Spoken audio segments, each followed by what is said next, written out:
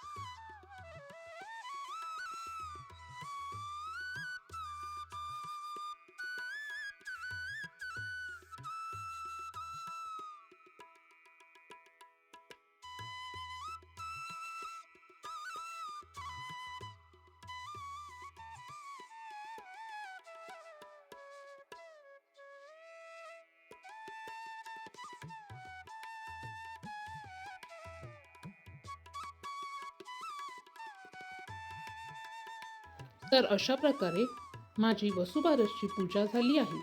तुम्हाला माझा व्हिडिओ व पूजा कशी वाटली हे कमेंट करून नक्की कळवा आणि चॅनलला सबस्क्राईब करायला विसरू नका. थँक्यू.